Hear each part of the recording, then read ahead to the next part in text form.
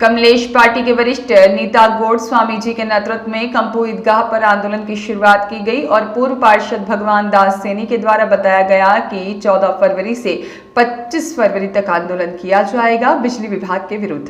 1 फरवरी 2025 को मोदी सरकार ने जो बजट पेश किया है, इस बजट में देश की आत्मनिर्भरता पर गंभीर हमला है। देश के हर सार्वजनिक उपक्रमों को कॉरपोरेट घरानों को बेचकर 10 लाख करोड़ रुपए प्राप्त करने की घोषणा है। इसमें भारतीय जीवन बीमा निगम भी शामिल है, जो लगातार मुनाफे में है और दुनिया की सबसे सर्वश्रेष्ठ बीमा कंपनी है। देश का कोयला क्षेत्र, रेल और बिजली क्षेत्र भी शामिल है।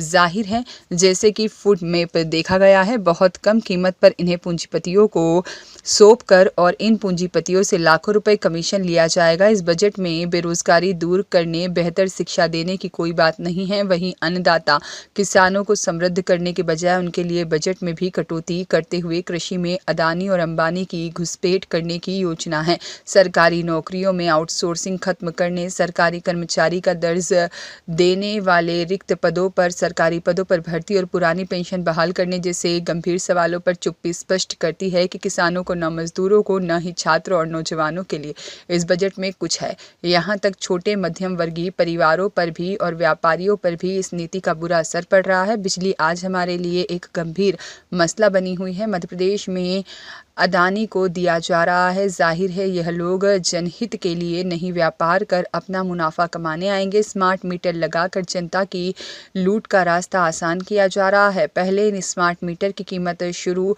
10,000 रुपये थी और इस मार्च को सरकार वहन करने वाली थी, और किंतु अब स्मार्ट मीटर को 25,000 रुपये लगवाने पर लगेंगे। इसका पैसा उपभोक्ता से ही लिया जाएगा। इस तरीके से अगर यह मीटर लग जाते हैं तो आम आदमी को पूर्ण तरीके से परेशानियों का सामना करना पड़ेगा।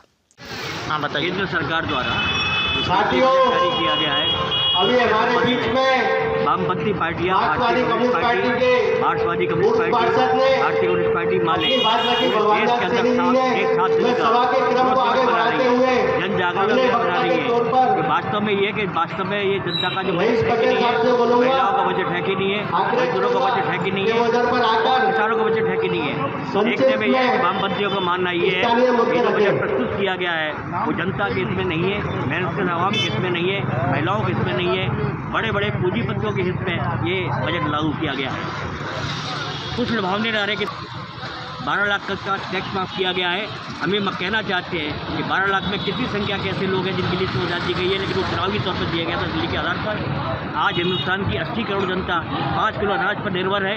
सरकारी आंकड़े बताते हैं कि 25 करोड़ गरीबी रेखा से ऊपर गए हैं, उनके लिए कुछ भी नहीं किया जा रहा है। आज की इस स्थिति को देखते हुए ये मानना है भारतीय कम्युनिस्ट पार्टी का, वामपंथी पार्टियों का, कि पूरे देश में जन जागरण किया जाना चाहिए, तभी इस वास्तव में बजट की चीज मानी मालूम पड़ेगी।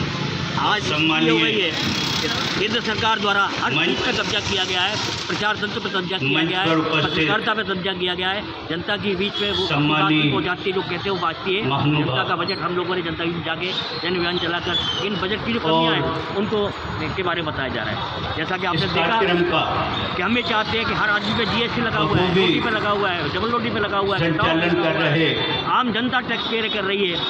आज अगर टैक्स की छूट अगर नहीं मिलती है और मिलते हुए उनको लगातार कर्जा माफ किया जाता है। वामपंथी पार्टियां मांग करती हैं टैक्स खत्म हो जाएगा आम जनता के ऊपर से अगर 200 बड़े हिंदुस्तान के जो लोग हैं अगर 4% का टैक्स लगा दिया जाए तो इन टैक्सों की आवश्यकता नहीं है, उनको मालावालम किया जा रहा है। इसी तरह से आम जनता जो हिंदुस्तान की जनता है उस पर शिक्षा के ऊपर कोई बजट नहीं है। और जिन लोगों ने वामपंथी पार्टियां मांग करती 3% का, 6% का कार्यक्रम को इस जगह पर GDP का मिलना चाहिए, बजट मिलना चाहिए। 3% का स्वास्थ्य के ऊपर लगना चाहिए। आज स्वास्थ्य की स्थिति भी खराब है, गरीब जनता इलाज की नहीं करा पाती है और उनका जो पैसा वो खर्च होता है। तो इन सब चीज़ों को देखते हुए ये सब लगातार जन जागरण चल रहा है। की लगातार किसानों की मांग चल रही है, विद्यार्थी लगातार अपनी पढ़ने के बाद प्राप्त नहीं हो रही है, बेरोजगारी है।